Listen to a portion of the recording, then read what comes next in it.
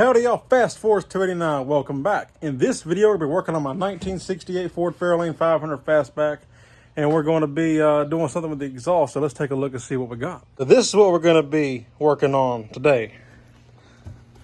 Got some hookers here.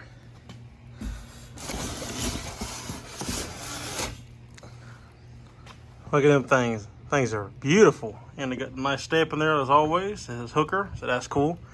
Now, before you start in, yes, they're painted. I'm well aware of that. The paint will come off. I know that. There's a reason why I went ahead and went with these instead. So I went with the painted headers because, quite frankly, I'm not keeping this motor in this car. Eventually, I am going to be upgrading to a 351 Cleveland. And I didn't want to pay the extra money for ceramic coated. That's what I actually really want. But they were like double the price of these. So these were like 260 bucks. So, you know, it'll work for now. You know, they're not going to stay in the car forever. Eventually, I'm going to remove these to put in the Cleveland, and I have to order a whole new set for that. Then I'll get the ceramic coated ones then. Spend the good money on the good ones I'm going to actually keep. But this is because that's going to be a little ways down the road. I don't know exactly when I'm going to get to it, but eventually I am going to get to it. But for now, I would like to have some headers, better flow, get rid of this janky exhaust setup that we got here, and it just, yeah. So we're going to install these. All right, so this is what I currently have on the car. It's just your standard basic cast iron manifold. And actually, funny enough, this looks to be like a truck manifold because the car manifolds look a little bit more flatter like this. This looks like it may be, and this may be a truck manifold too, honestly, who knows. But anyway, so these are very restrictive. So we're going to get rid of these, put those long tubes in here, and I'm going to also modify my exhaust a little bit to make that look better as well. All right, just to give you a glimpse underneath the car of what we look like right now. So there's the manifold, obviously. See, it's just bolted in just like anything else, any of them would be.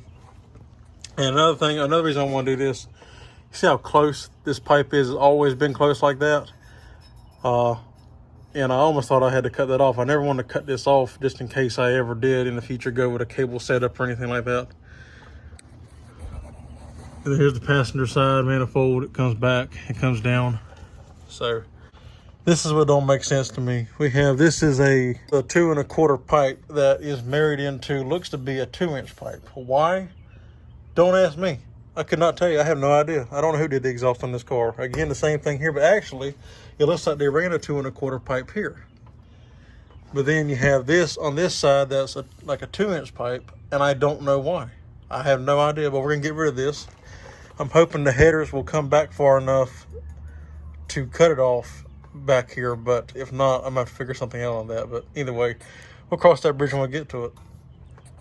So I'm going to go ahead and get this exhaust unbolted so we can get the headers put in.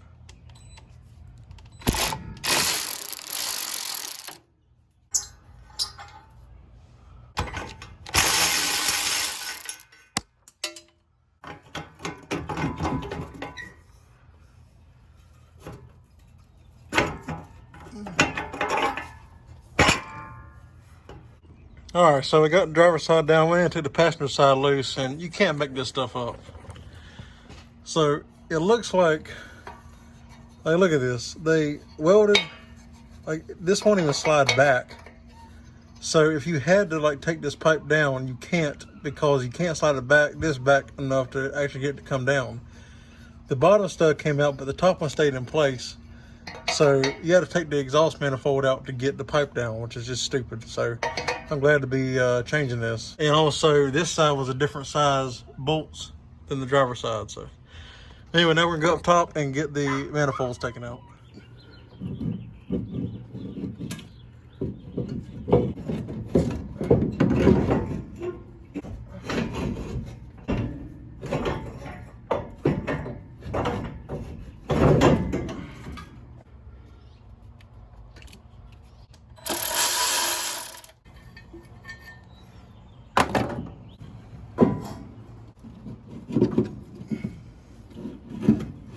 All right, now we have an engine with no manifolds.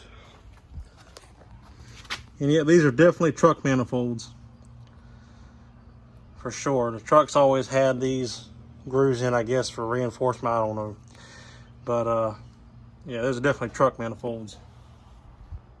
Car manifolds look more like that. This is on this 289 over here, and you see how it's kind of like flatter, a little bit smaller and smoother surface. That's a car manifold right there. I'll tell you something else about these headers. These are actually lighter than the manifolds I took off. Now, another thing to note is when I said yes, these are painted, I intend on wrapping these with header wrap eventually too, so it doesn't really matter. I know the paint's going to burn off. I'm going to put them in with no wrap, burn them in, and then I'll take them back off the car later and wrap them. But I want to get them burned in first. So let's go ahead and test fit the driver's side and see how it fits. I finally got the headers put on. Now I just got to crawl underneath the car and actually cut the exhaust pipe to mate up to it. I didn't record me actually installing them because it was a little bit of a process. You know, I know with headers you usually have to make some kind of modifications or whatever. And now this side actually went right in. I didn't have to change a thing. I got plenty of room between the starter. I can still get the starter out with the header in place with no problem. And it clears the firewall and everything. You can see I got plenty of room. You see the starter down there. Everything clears just like it's supposed to. But this side here, this side's a bit of a different story because what I ended up doing, you can see I have room between the shock tower and all that. Clears the spark plugs, no problem. But when you get back here and start looking, you see it's really close to that firewall. Like really close. Now it's not touching, it weren't touching before, but it was really close. So I dented the tube in just a touch to give a little bit of extra clearance. And the one below you can't really see from here. I can't really get a good camera angle, but it's kind of close too. But you can see how that one's really close to the firewall. Obviously it's not a big deal as long as it ain't touching, so we're good there. And then for my hydraulic clutch line, I got plenty of room between it as well. You can see I got probably an inch between the tube and the actual line, so it should be good there. And the line has a coating that Willwood provides on it with it. All right, so with that, we got that installed, and like I said, I had to fight this side a little bit, the driver's side, just a touch, the end of that tube just for extra clearance issues. I didn't really have to do it, but I did anyway. Oh, and another thing too, I can't really get in here to show you, but on the passenger side, I didn't have to touch a thing. Like literally it bolted right in with no problem. This one, I had to dent the tubes everywhere there was a bolt, and not the outside ones, it was always the inside ones I had to dent. I had to take a hammer and dent the tube a little bit because when I put the bolt in, some of them wouldn't even go in straight. They would be at an angle, and it made it where I couldn't get it in there. So I had to dent the tube on every tube for the bolt to go in. Sorry, out there mowing grass noise, but anyway, I'm usually not out here during the day. But anyway, so yeah, so that's the only problem that I've seen so far with these headers. They fit really well. They don't hang real low. Actually, they're tucked up pretty close. Actually, about the same height as my pipes were with the exhaust manifold, so it works out perfect. But that is something to keep in mind. You may have to dent the tubes for extra clearance on the firewall or such. If you have the original clutch linkage, you may have to work around it. I don't know. But the tubes for the bolts on the inside, you have to dent on the driver's side at least. So, but they're installed. Now we can crawl underneath the car and actually figure out where to cut the pipe to mate it up to the header itself. All right, so I got my collector. I went ahead and got that one put up. Yeah, don't pay attention to that. This bubble gum welds is very crappy. I am aware of that, but it's fine. It don't leak. It holds, so it's fine. Anyway, I think part of my problem was I don't think I cleaned enough of the oil off the inside of that one, but you live and learn. It's fine. Anyway, so to get onto this one now, I went ahead and bolted the collector adapter up here to the collector on the header. That way it's tight. That way I know exactly where to put the pipe after I cut it. See, I drew me a line here where I'm going to cut it. And anytime you do this, make sure that you got enough. In this case, you see how it's hard to tell, but you see the line just a little bit in front of that, so it'll go up inside here. And I'm probably gonna cut right in front of the line to give me a little bit extra anyway. So I'm gonna go ahead and get this pipe cut so we can get it put up in there and start tack welding it in place, and then pull it down to finish welding it all the way around. I cut the pipe, but I can't slide it back far enough on this. I actually cut a little bit too further forward. I might have to trim it back a little bit, but that's fine. I can't move it back far enough, so I have to pull this loose so I can slide it over to get it up there.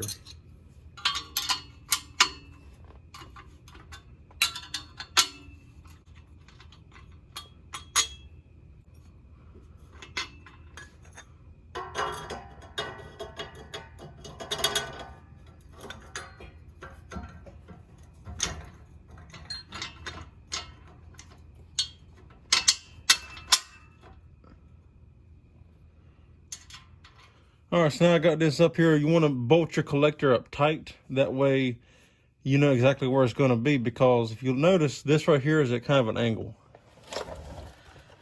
Now, I did buy adapters, but the problem is I couldn't use adapters because I needed to be able to move this pipe around inside there, and the adapters fit tight. So that's one reason why it looks like bubble gum, is I had to kind of fill in the hole a little bit. And this here I'm going to have to do the same, but this one don't seem to be as bad. Now, hypothetically here, for your best flowing application, obviously it's better to have a more even flow. You know, you want this to be the same size, or you really want this pipe to overlap this pipe. Because right now, this is inside this pipe, the exhaust is going to hit the edge, and it's going to create restriction. But this ain't no race car, and this exhaust is not staying in here. I'm going to have this redone. This is just to get me by for now until I get to the exhaust shop to get a full 2.5 exhaust ran back. So anyway, I'm going to come in here and weld this up, and go and get a couple tack welds put in here, and then I can unbolt it, because then I'll know where it's going to stay, and then actually fully weld it all the way around.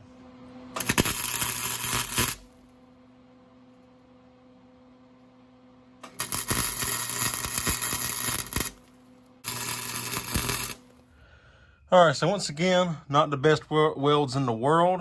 A little bit better than that side, obviously, but still not great. But you know, I'm not a welder, but it's going to hold. It's not going to leak.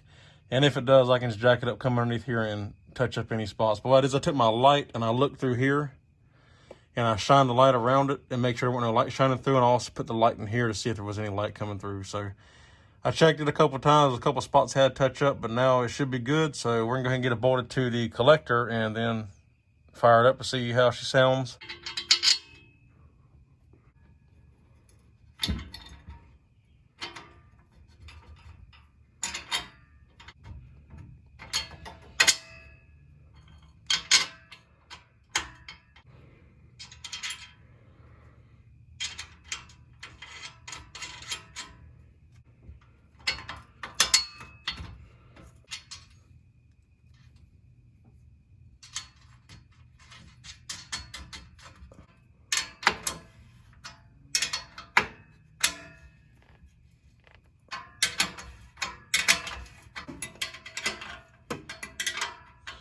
All right, so here's a good look at it. We got it all done, and again, like I said, this is all bubble gum. Just, you know, I think what happened is, yeah, this side's a little bit better. That's the way it usually goes. By the time you get to whatever you're done working on, you get better at it. But I think part of this is a flux core welder, and I think my wire is really old. I need to get some new wire, and that's probably part of my problem. But anyway, it seals, and it's fine. It's good to go. So, and it's under the car. You'll never see it. We got one thing left to do before we set it on the ground. Wanting to go from this current setup I have now that goes out and routes down the back, and it comes out under here. I've never liked this setup on this car. I've always hated this exhaust setup, so we're going to get rid of that. And we're going to go to something like this, like a lake pipe kind of design. And you can see I just put a couple tack welds in there. It ain't got to be nothing special. It's just a tip, so it ain't nothing special. Want to angle down just so it's not hitting my rear end, getting carbon black and all that all over it. So, and give it a nice different tone. And what I ended up doing was buying me just a turn down from my Riley's and cutting it shorter. And you can probably see it from this side here. I notched it out. So if you look, you see this is where it actually goes up. I notched it out to fit around this clamp, or this holder here. And it comes around and comes back up right here. And I just put a couple spot welds all the way around it to hold it on, and now it's on there. It's good and tight. It ain't going anywhere. So, like I said, it's just a tip, so it ain't got to hold the car together. So we're gonna get the other side done now and make it match, and then we'll be good to go. All right, so this is what we started with right here. Same thing I put on the other side. I'm gonna take this and match it up to the other side so I can kind of figure out where I need to cut it, because I want it to be about the same length. And it's just gonna go up in here like that. I'm gonna cut it back, probably be right about here where I cut it. So to match it up roughly, just put it up there like that. And I'll take my Sharpie. And I know it's right about here, so and cut it right about there. All right, so there we go. I got it cut. I cut it actually a little bit shorter than where I marked it, just to give me a little bit extra room. because we don't have to notch this one out. We don't have room anyway, really. I mean, I could notch it out and bring it closer back to here, and actually, you know what? Now that I think about it, I might actually do that anyway. It'll be fine. It'll still go. Yeah, I think I might actually end up doing it anyway. So I could have kept it the same length. It'll be fine. It's I only cut about that much more. I only cut about that much more off of it than I had marked, so it's not a big deal. But I might do that just so I can have it butted up to this. I'll go ahead and just cut it here, and I'll see how it looks. If I decide to move it up, I can leave this a little bit extra, and I can still cut my turn down and slide it up here to this. So it'll be fine. All we need is about 1/2 inch roughly. That's all you really need, because I'm gonna tack weld it on here. So we only need about, 1/2 inch, 3/4, something like that. So right about there's plenty. And I always cut on the outside of the line just to give myself a little bit extra room also.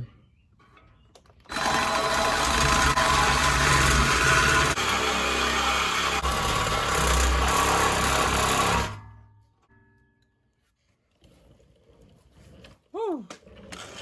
I don't know why that side was being so rough. The other side came loose, no problem. There we go.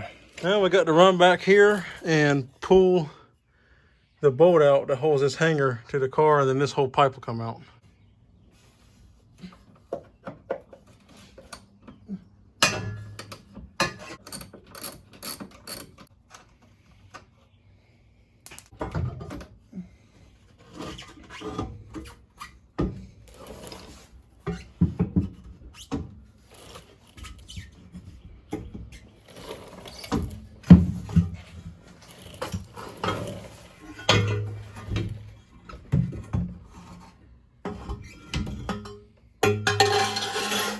All right, so yes, I changed my mind. I am gonna go ahead and notch it out on this side as well. So you just wanna get it kind of even to how it's gonna be sitting once it's installed. And keep it kind of level with the rear end is how I look at it. I line this edge up with the rear end. Just kind of eyeball it.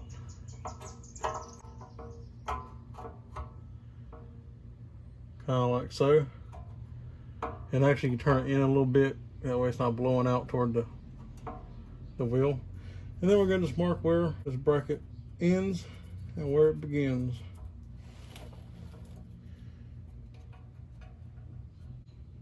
And then go cut it.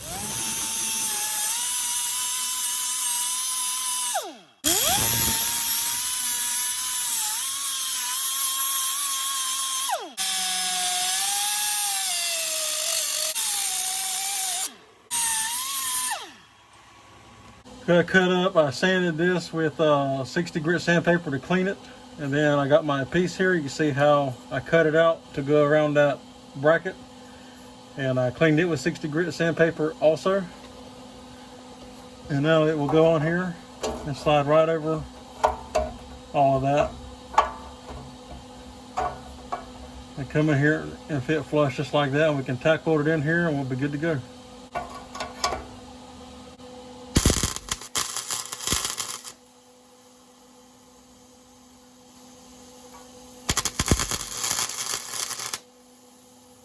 All right, and we are done.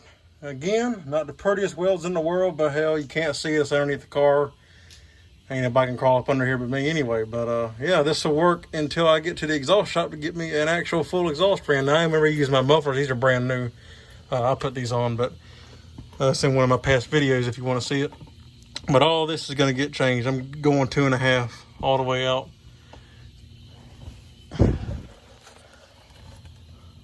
So here's these ugly bubblegum welds up here by the collector, of course. Ain't gonna win no awards, but like the old saying goes, a grinder and some paint makes me the welder I ain't. But in this case, don't need to worry about how pretty it is. As long as it'll hold, and it holds, so, and it doesn't leak. So, and now they look so much better with headers. You see we're a little bit close right here, but still got plenty of clearance. My hydraulic clutch line is still clearing good, no problems there. And you can see I still got plenty of room to get the starter out if I need to. Sometimes with headers you can't get to the starter real easy, but this one here I can get to real easy still, no problems. Got plenty of clearance. Now it is a little close to the firewall. like I noted before, but it's not touching, it's not hitting. Even when I rivet up hard, it's not hitting, so we're good to go there. And yeah, just an overall great fitting unit. I'm very pleased with it. The steering doesn't get hung up on anything. Everything works like it's supposed to, so I'm pleased with it.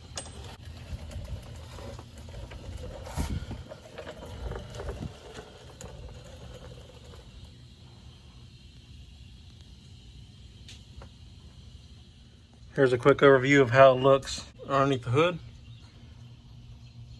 See, it works great. And those tubes right there are for if you have the choke that comes up and goes to the carburetor. I'm probably gonna just cut those off when I pull them back off to header wrap them. But yeah, they look good. And I'm actually pleased with this paint. It's temporary paint, and they tell you that, but it's actually staying on pretty good. I figured it would have already started burning off because I've run it a few times already. Looks good though. Let's fire her up and see how she sounds.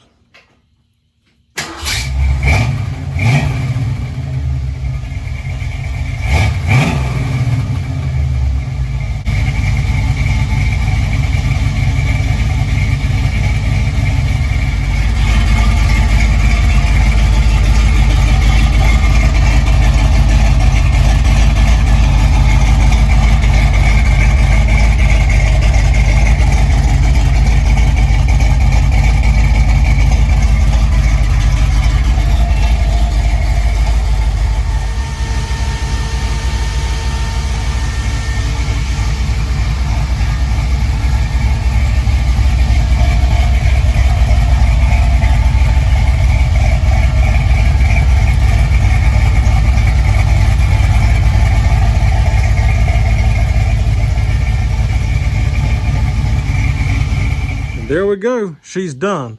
She sounds great. I'm very happy with it. I'm very pleased. And yeah, turned out great. I'm very happy with how it looks, how it sounds, and it takes the throttle better now too. This car can actually breathe now. So that's good. Did y'all really think that I forgot to do one of the main important things that any car enthusiast does anytime that you install headers? It's automatic given. You ain't a car guy if you don't do this when you install headers.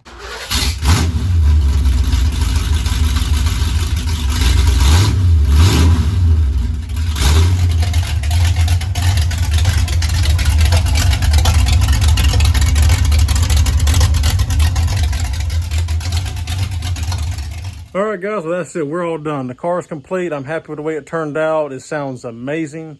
And this is an upgrade I've been wanting to do for a while on this car. And I decided I was not going to do it because I'm going to change this motor eventually. But I was like, what the hell, right? I really want them. It's going to be a while before I do the Cleveland. I figure these are the cheapest hookers you can buy. You know, $260 for a pair of long tube headers. You can't beat it, and they're good quality. They feel like they're supposed to. So I can't complain. And I can always put them on the 68 Mustang that I actually give back to my sister. That was her first car as well. So I can always put them on there later if I so decide to work on it in the future.